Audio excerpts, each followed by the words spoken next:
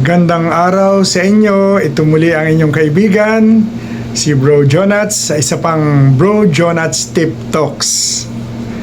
Galing ako sa Bohol at doon nagkita kami ng isang kasamahan ko sa hanap buhay. Matagal na yan. Pero natouch ako nung ang pagbukanan niya sa akin, Bro Jonats, na papakinggan ko ang mga inspirasyon mo sa Tip Talks at nakaka-relate ako. Sana damihan mo pa. Hindi ko akalaing yung ginagawa kong inspirational sharings araw-araw ay nakarating sa kanya sa Visayas. Kaya ito, nagsimula uli akong gumawa ng maikling mga istorya ng aking buhay para ma-inspire ko kayong lahat. Galing ako sa Bohol, talagang napakaganda. First time ko umakyat sa Chocolate Hills, 210 steps. So sa edad kong ito, nakaya ko pa. Pero tunay na pagdating mo sa tuktok, mabibighani ka sa ganda ng kapaligiran at most especially sa awesomeness ng ating Panginoon. Pero merong mga realizations na namuo sa aking isipan. Kasi nung nandun ako sa taas, sabi ko napakaganda pala ng mundo at ilang pang ganitong kagandang lugar ang pwede nating pagplanuhan na puntahan. Pero ang isang realization ko, you cannot be in 2-3 places at the same time. Gugugol ito ng panahon. Kaya magplano man ako na makarating pa sa ibang bansa dahil sa sobrang dami ng magagandang lugar na ginawa ng Diyos, kakailanganin ko ng panahon. Hindi siguro dahil sa ako ay nagkakaedad na, kundi naniniwala ako na lahat ng naging planuhin natin sa ating pansariling buhay ay gugugol ng oras. Na-realize ko din na dahil hindi tayo at hindi natin alam kung tayo makababalik pa sa ganitong mga lugar, ma-maximize natin ang ating presensya. Kaya nga nung pinag-drive ako ng kotse, nakipagkwentuhan ako sa driver at nasabi niya sa akin ang kanyang planuhin na dalhin sa Bohol ang kanyang pamilya. Sabi ko, bata ka pa naman at matutuwa ang Panginoon na ang planuhin mo ay ayon sa kanyang kagustuhang magkasama-sama kayo bilang isang buong pamilya. Kaya ituloy mo. Nagkaroon din ako ng pagkakataong lapitan ng mga bata na nasa lansangan sa park. So nakita ko ang kamusmusan ng mga batang ito. Pareho rin ang bata doon at ang bata dito sa aking kinalalagyan. Ang bata sa isang lugar na napatunguhan ko ng mga nakakaraang panahon, pareho rin. Nandun ang innocence, nandun ang ganyak,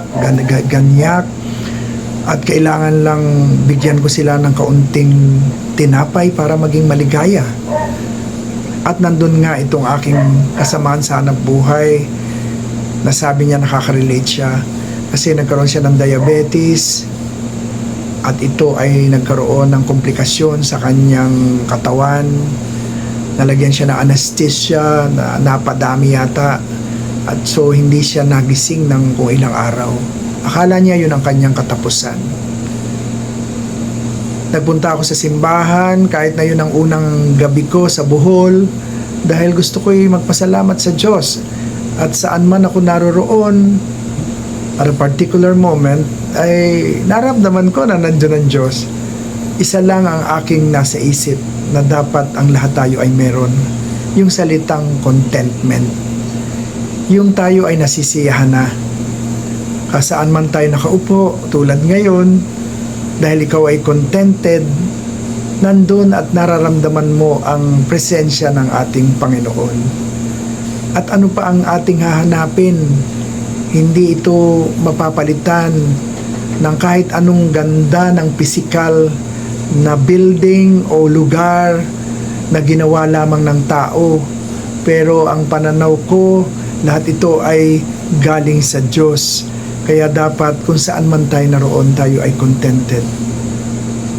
We have yet to reach the point na kahit na tayo ay nandito sa isang maliit na kwarto o sa isang maliit na upuan, tayo ay nakangiti, masaya, walang problema dahil sa pananalig na bahala ang Diyos sa ating buhay. Minsan meron tayong pansariling planuhin sa ating buhay. Sabi ko nga, magplano na naman ako, makarating sa ibang lugar na naman, lilipas na naman ng 3, 4 o 5 taon ng aking buhay. Na siguro nasiyahan ako sa mga bagay na nais kong marating, no? Pero ang totoo palang kaligayahan ay wala roon. Ang tunay na kaligayahan ay nasa presensya ng Diyos. At ang tunay na kaligayahan ay kung ikaw ay kontento na sa inyong buhay. At sinabi nga that when you are contented in life, blessing starts to pour in.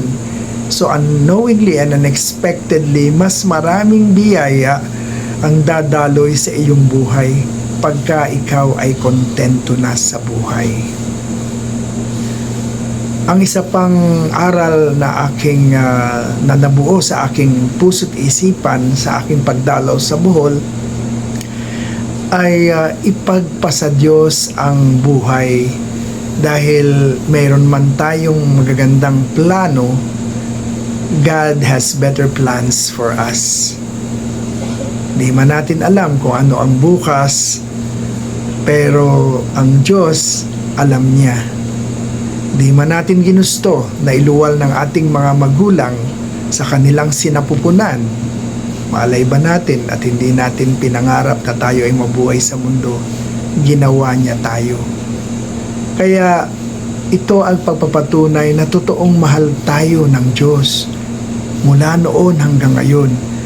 Kaya kung anuman ang ating patutunguhan, ipagpasa Diyos natin, dahil alam na alam niya ang ating destinasyon ng buhay.